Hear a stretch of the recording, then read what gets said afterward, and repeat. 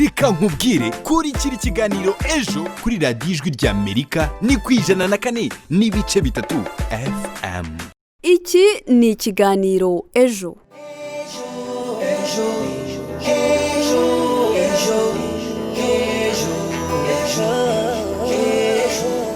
Ibihe byiza kuri mwe mwahisemo gutega amatwi radiyo ijwi ry'Amerika yumvikanira ku murongo w'104.3 FM mu Rwanda no mu karere k'ibiyaga bigari. Tugeze rero umwanya mwiza wo gukurikira ikiganiro ejo, ikiganiro mutegurirwa kandi mukakigizwaho n'umuryango Ejo ukorera i Kigali mu Rwanda, ukifashisha itangazamakuru mu kwimakaza umuco w'amahoro mu Rwanda no mu karere k'ibiyaga bigari. Njye mwumva muri studio kandi mugiye kubana mu kiganiro ejo cy'uyu munsi, nitwa Jaime Muhawe nayo. Reka nkubwire kuri kiri kiganiro ejo kuri radiyo ijwi ry'Amerika ni ku 104.3 FM. Reka rero ntangire ikiganiro cy'uyu munsi nibutsa wowe duteze amatwi ko ugomba kugira isuku, gukaraba amazi meza n'isabune cyangwa n'imiti yabugenewe, ukirinda gukora ingendo zitari ngombwa. Igihe uvuye mu rugo ibuka kwambara agapfukamunwa kandi usigemo intera ya metero imwe igihe uri kumwe na bagenzi bawe. Ibi byose tubikore kugira ngo twirinde ikwirakwira ry'icyorezo cya virusi ya corona cyibasiye isi n'u Rwanda rwacu rurimo. Tariki ya 13 Werurwe nibwo mu Rwanda hagaragaye umurwayi wa mbere wa virusi ya corona. Hahita hafatwa ingamba zitandukanye zirimo guhagarika ibikorwa byose uretse gusa serivisi z'ubuzima na serivisi zicuruza ibiribwa. Tariki ya 4 Gicurasi nyinshi muri serivisi zarakomorewe, hasigara n'izifunze zirimo n'utubari. Nshuti bakunze b'ikiganiro ejo, mu kiganiro cy'uyu munsi tugiye kuganira ku ngingo irebana n'imibereho y'abakoraga mu tubari muri ibihe by'icyorezo cya COVID-19 giterwa na virusi ya corona. Aho kuva cyagera mu Rwanda utubari twese dufunga kandi hari abari babeshejweho no gukora mu tubari. Turebera hamwe ingaruka zabagezeho ndetse n'icyakorwa imibereho yabo ye kuzahara. Muri iki kiganiro turaza kumva bamwe mu baturage bo mu karere ka Nyagatare twaganiriye batubwira icyo batekereza ku mibereho y'abakoraga mu tubari. Turumva kandi ubuhamya bw'umwe mu bakoraga mu kabari atubwira uko imibereho imeze muri iyi minsi ndetse n'icyo ateganya gukora mu gihe utubari twaba dukomeje gufungwa. Naho ku musozo w'iki kiganiro turaza kumva bamwe mu bafite utubari bo mu karere ka Gicumbi batubwira uko babayeho muri iyi minsi ndetse n'icyo bari gukoresha ahari hasanzwe hakorera utubari. Turabana namwe rero mu kiganiro cy'uyu munsi, aho mushobora kudusangiza ibitekerezo byanyu, ingero cyangwa inyunganizi, mutwandikira ubutumwa bugufi kuri telefone ngendanwa 07 28 02 42 32 cyangwa se kuri nimero yacu ya WhatsApp 07 87 58 14 11. Mushobora kandi no kudusanga ku mbuga nkoranyambaga zacu zitandukanye arizo Facebook, Instagram ndetse na Twitter, aho mujya hashakishirizwa mukandikamo ijambo Ejo Echo maze mukadusigira ibitekerezo byanyu mukomeze mubyohereze, mu kanya turaza kugira akanya ko kubisoma. Kurikira ijwi ry'urubyiruko mu kiganiro ejo.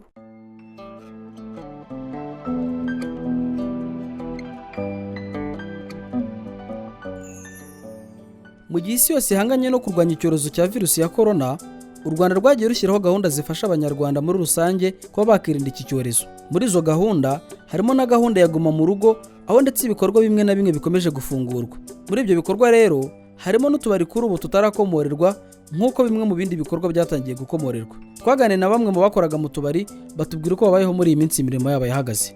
Reka tubumve mu kiganiro bagiranye na mugenzi wacu Nikoregera neza. Twari dusanzwe dukora kuva aho bafungiye bari COVID, ntako tukiva mu rugo n'ibintu byerekeranye n'amazu, abaturage mereye nabi n'ubukode. Leta yatugirira impuhwe kaba yarekura tugasubira mu kazi nk'ibisanzwe. Umuntu akubwira ati jya kuri aka kazi, tiwapi akazi nikaratangiye, bajye kuri aka kazi ibintu ntibirafungura, reka. Ngiye kora natangiye ncuruza isambusa zigemura ku bubare, bakimara kuvuga ngo dufungi batangiye baduha ibyo kurya. Leta igeze nayo irapareka ntayo nitukibona. Aho nagiye baraga isambusa sinyigemurayo kubera ko bari bafunze. N'abakiriya mereza kugira ngo nshakishe ubuzima bwanjye nabo sinyibabona. Ubu mbega ndicaye ntacyo nkora, kibaga bagakingura ububari. Aho tugize amahirwe yuko twakoye tugasubirana muri bimwe bishyashya tugakora, ari amahoro no nta kintu biba bidutwaye. Leta bigize neza. Ubundi mbere nabashaka ko amafaranga nakoreye nayafata nkagura imyenda yo kwambara, nkagura ibyo ndya, ariko ubu ngubu sinyigira homba. Reba ukuntu ngana nashizemo nta mubiri mfite. Ubu nyine mbese mfite ibibazo, mbayemo mu gahinda. Ibi byose ni ingaruka za corona. Iyo batari byo rwose nako ubu ngubu mbayeho neza nk'abandi bose. Guhagarara amezi udakora, noneho bagafungurira n'abandi bantu bafite ibikorwa biciriritse bagakora, ugasanga twe twakoraga mu kabari birahagaze. Ingaruka nyine zisizaburi. Mu inzu nyine nakoreragamo si ari yanjye, yari y'umubosi, ngubu yarayisubije byasaba ko nafinda nyine nkashakisha ubwizigame bwarashize nkashakisha amafaranga kugira ngo ndebe ko nakomeza gukora na bosi nyine nkashaka amafaranga mwishyura no gushakisha muri make. Babayeho nabi kubera ko nk'ubu urabona barakoraga ugasanga nyine babonye amafaranga yo gutunga umuryango, ugasanga barishyura inzu nta kibazo bafitanye na ba nyiri amazu, ariko ubu uyu munsi ba nyiri amazu barabarakariye nyine kubera ko ntabwo waba mu nzu utayishyuye. Bamwe bari hanze abandi wenda baracumbikishirije n'iki n'imirire ni ikibazo. Ababyaye nabo nyine urumva abana baba barira. Ikindi kibazo kiri hafi kuza cyo kuvuga ngo bagiye gusubira ku ishuri, amafaranga y'ishuri nta hantu azava kandi numva ngo bazafungurira rimwe. aba bakoraga mu tubari bati twari dusanzwe dukora ariko kuva korona yaziye mu Rwanda utubari tugafungwa, muri iyi minsi turicaye ntacyo turi gukora, mbese icyo tubona cyakorwa ni uko natwe badukomerera tugakora tugakurikiza amabwiriza nk'uko abandi bari kubigenza. wowe ugifungura inyakiramajwi yawe ndakwibutsa ko iyo ukomeje gutega amatwi ari radiyo ijwi rya Amerika. turi umwanya w'ikiganiro ejo kiri kugaruka ku mibereho y'abakoraga mu tubari muri iyi minsi y'icyorezo cya virusi ya korona, turebera hamwe ingaruka zabagezeho ndetse n'icyakorwa ngo imibereho yabo ye kuzahara. reka rero nakire mugenzi wanjye w'icyeza Christera tugezeho bimwe mu bitekerezo mwamaze kutugezaho muri iki kiganiro kiri kugaruka ku mibereho y'abakoraga mu tubari. Ndagaruka dukomeza n'ikiganiro ejo mu kanya. Christera nguhaye ikaze. Eme urakoze kuma ikaze. Rero namwe mudukurikiye hari ubutumwa tumaze kwakira kuri insanganyamatsiko igaruka ku mibereho y'abahoze bakora mu tubari muri ibi bihe bya virusi ya korona, aho turi kwibaza tutese mubona muti imibereho y'abakoraga mu tubari muri iyi minsi y'icyorezo cya virusi ya korona. Ubutumwa turi kubwakira binyuze kuri nimero ya telefone y'ikiganiro ariyo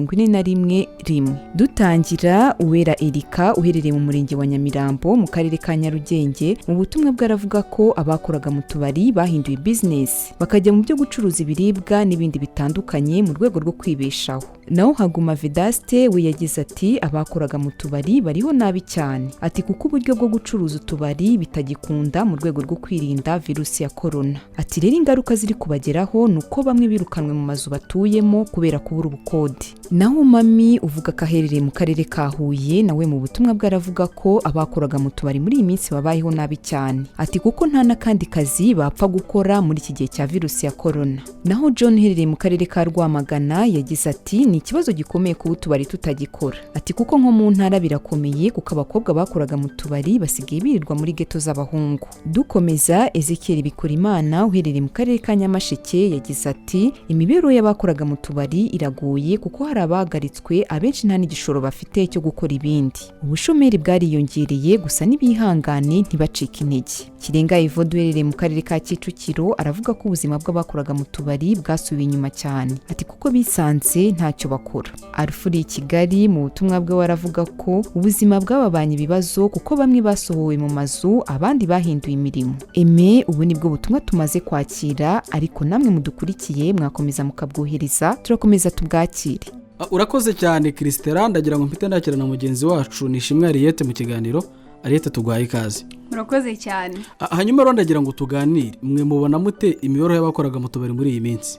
reka mpere kuri Ariete. njyewe uko mbibona nyine ubuzima bw'abantu bakoraga mu kabari buragoye rwose, nubwo n'abandi imirimo yabo yagiye yangirika cyangwa se ntibigende neza, ariko muri rusange iyo umuntu yamenyereye gukora ku mafaranga bikageraho bigahagarara, umva no mu mutwe ntabwo biba bimeze neza buriya. hanyuma Christera wowe ubibona ute?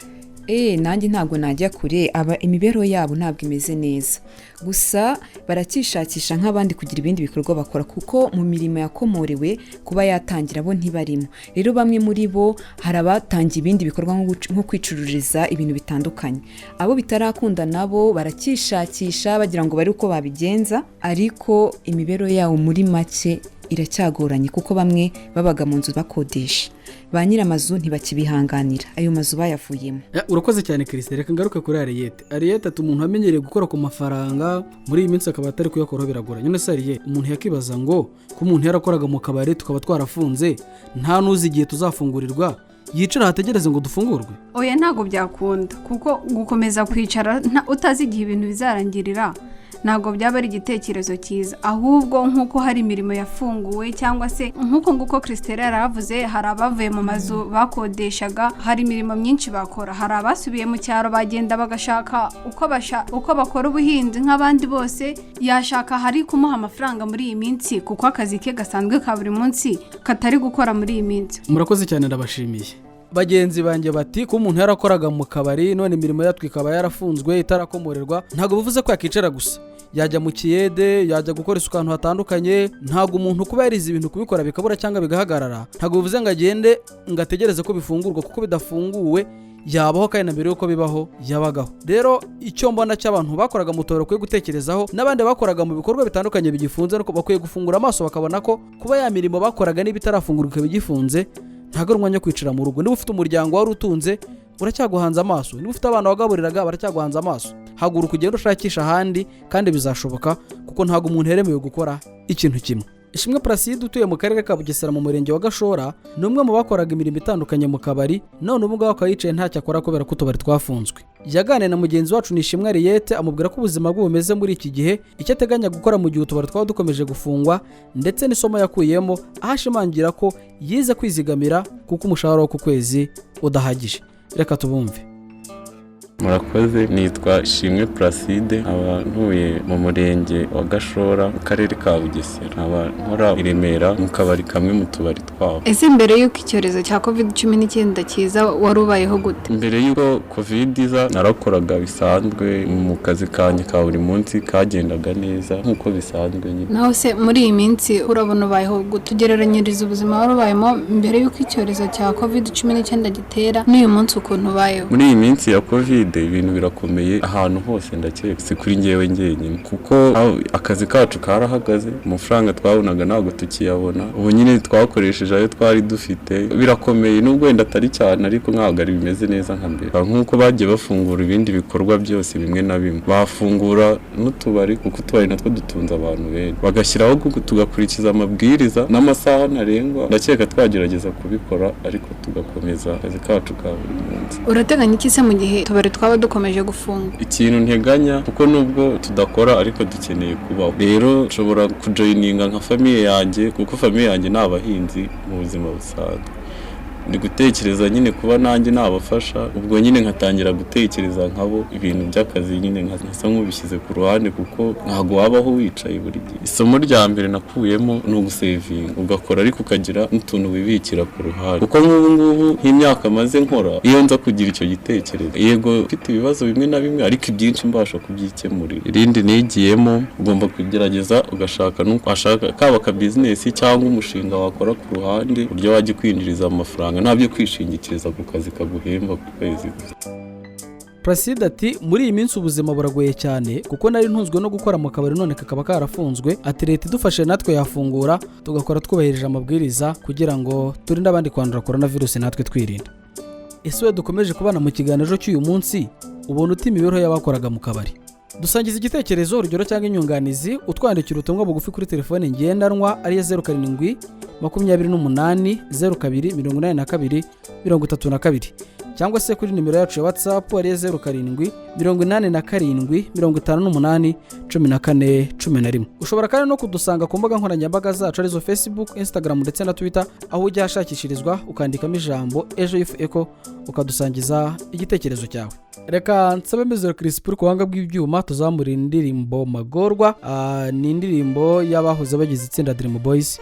Ndagaruka dukomeza n'ikiganiro mu kanya. Kurikira ijwi ry'urubyiruko mu kiganiro Ejo. Ejo n'umunsi buzacyaha ucana yandi ntiwihebe, izuba rizarasa ukwezi kuzamurika amagorwa ntiwihebe. Ejo ntutinye buzacyaha ucana yandi ntiwihebe, izuba rizarasa ukwezi kuzamurika amagorwa ntiwihebe.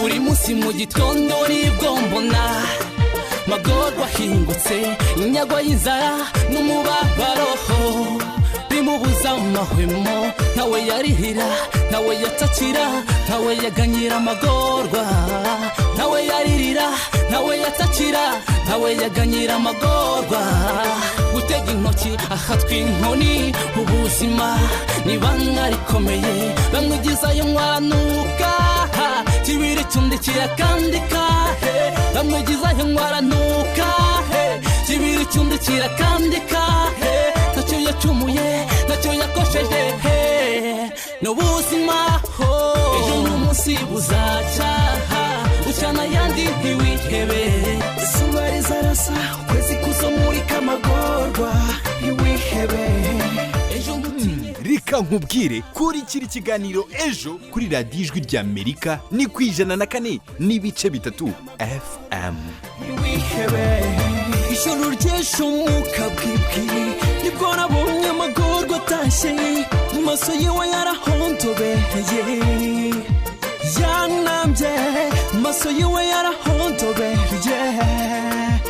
yanambye aho aciye yabaye igicibwa kubera ko yambaye ubucabari aho aciye yabaye igicibwa kubera ko yambaye ubucabari ahabika amagara yiwe ni mu kiraro no mwigunira ahabika amagara yiwe ni mu kiraro no mwigunira bizashira iwihebe bizashira amagorwa nurire ejo n'umunsi buzacyaha ucana yandi ntiwihebe izuba rizarasa ukwezi kuzamurika amagorwa ntiwihebe ejo ntutinye buzacyaha ucana yandi ntiwihebe izuba rizarasa ukwezi kuzamurika amagorwa ntiwihebe ayo marira azashira hehe bizashira ibyo bibazo bizashira bizashira uko kurira kuzavaho kurikira ijwi ry'urubyiruko mu kiganiro ejo ejo n'umunsi buzacyaha ucana yandi ntiwihebe izuba rizarasa ukwezi kuzamurika amagorwa ntiwihebe ejo ntutinye buzacyaha ucana yandi ntiwihebe izuba rizarasa ukwezi kuzamurika amagorwa ntiwihebe ejo n'umunsi buzacyaha ucana yandi ntiwihebe izuba rizarasa ukwezi kuzamurika amagorwa ntiwihebe ejo ntutinye buzacyaha ucana yandi ntiwihebe izuba rizarasa ukwezi kuzamurika amagorwa ntiwihebe.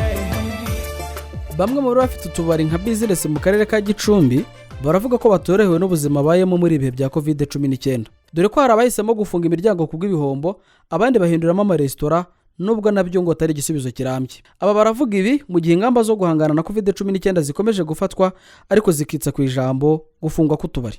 Reka tubyumve mu nkuru twateguriwe na mugenzi wacu Ishimwe Honore.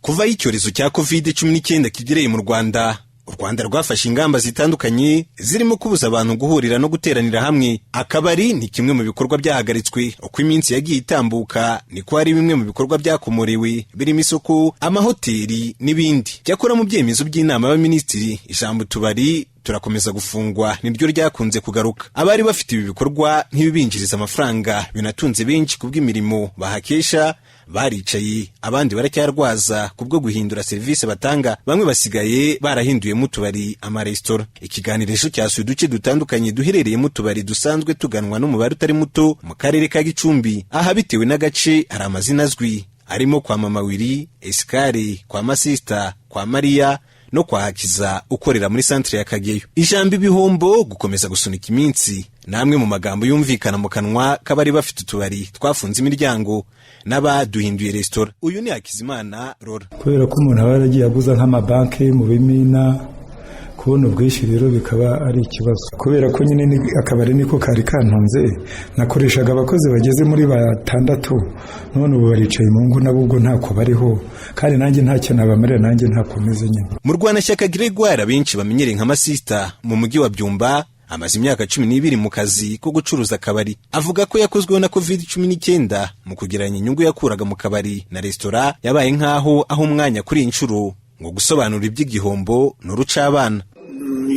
Ni ikigaragarira buri wese uretse no kuba navuga uburyo nakoramo nk'uko mubizi ari urujya n'uruza rw'abantu ntabwo rwemerewe neza, uretse n'ibyo hari ikibazo cy'ubukene, bityo rero wumva ko nta gukora gake gake bishoboka n'iby'amaramuko. Uretse Rora na Masista Hakizimana Chantal uzwi nka Mama Wiri kimwe n'umukecuru Maria umaze imyaka 40 muri aka kazi, nabo barakomoza ku ngaruka bari guhura nazo ndetse bakaboneraho kugira icyo basaba. Igihombo ni Kigali nta nubwo nabasha no kugisobanura rwose, ariko nawe urumva nimba narakiraga abantu wenda ku munsi wenda abantu 30, uyu munsi nkaba nshobora kwakira abantu 4 cyangwa 5, kandi nabwo bakarya ibyo biryo byonyine bakigendera, imibereho yo ntayo. Icyo twakumva twasaba leta nuko yadufungurira tugafata ingamba natwe, noneho bakicara batatanye ariko bubahiriza n'amabwiriza iyo leta idusaba.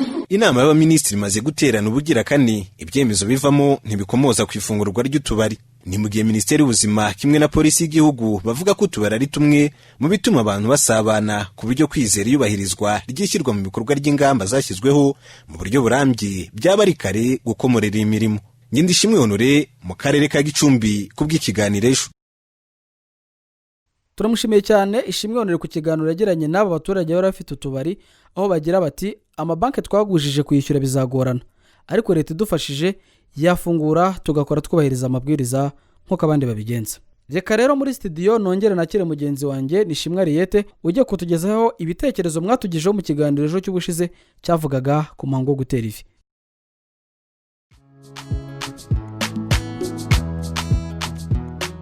Bakunzi b'ikiganiro Ejo, turabashimiye kuba mudahwema kutugaragariza ko mudukurikiye. Tugiye kubagezaho ubutumwa bw'ikiganiro kiba cyaratambutse. Reka duhere ku butumwa bw'uwitwa Saverine uherereye mu karere ka Rulindo, aho yagize ati ndumva tutavuga ko kuba waterera ivi umukobwa byamutera kugusuzugura, kuko umukobwa mushakana akagusuzugura aba yarasanzwe n'ubundi asuzugura.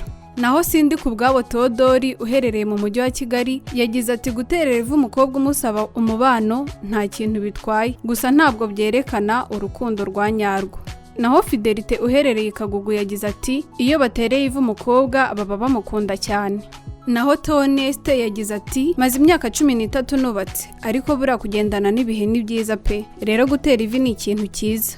Naho Daniel Wikayonza yagize ati nge ntabwo nemera ko gutera ivi byongera urukundo, ahubwo ntabwo ari byiza pe. Irambona Kenny uherereye mu Bugesera yagize ati kuba waterera umukobwa ivi si ikibazo, gusa impamvu amakimbirane avuka nyuma bigirwamo uruhare n'abaturanyi ndetse n'imiryango, naho ubundi ntaho bihuriye no gutera ivi. Naho Alphonse we yagize ati gukunda ntabwo ari ugupfukama, ahubwo hakoresha ibindi bimenyetso. Ngewe ndi umusore sinabikora kuko nagasuzuguro. Tuyisenge Fabio uherereye mu karere ka Muhanga yagize ati gutera ivi bigaragaza agaciro kanini umukobwa ahabwa, ariko bigomba gukorwa nta buryarya. Dusoreze ku butumwa bwa Ingabire Modeste wagize ati gutera ivi si ngombwa, icyangombwa nuko muba mukundana.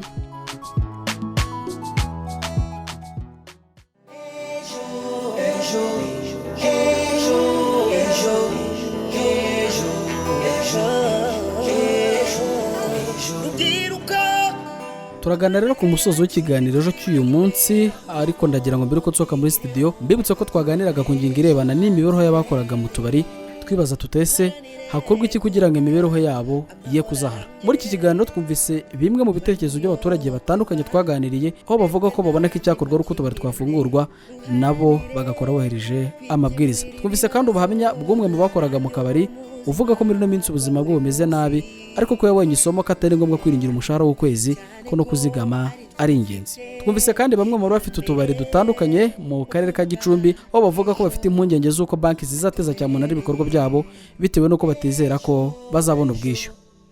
Ese yo twabanye mu kiganiro cy'uyu munsi, ubuntu imibereho y'abakoraga mu tubari muri bihe bya COVID-19. Dusangiza igitekerezo, urugero cyangwa inyunganizi, utwandikira ubutumwa bugufi kuri telefone ngendanwa ari 07 28 02 82 32, cyangwa se kuri nimero yacu ya WhatsApp ari 07 87 58 14 11.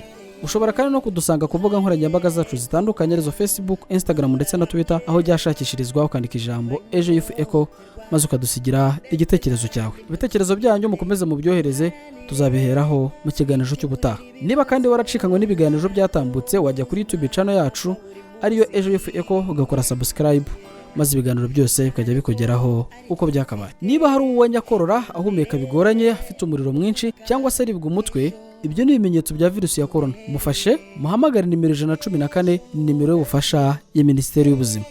Iki kiganiro cyari gihagarariwe na Nijya na Roger Mizero Crispere ku banga bw'ibyuma. Nanjye bagezaga ikiganiro cy'uyu munsi nitwa Jaime Muhawe nayo. Mugira amahoro.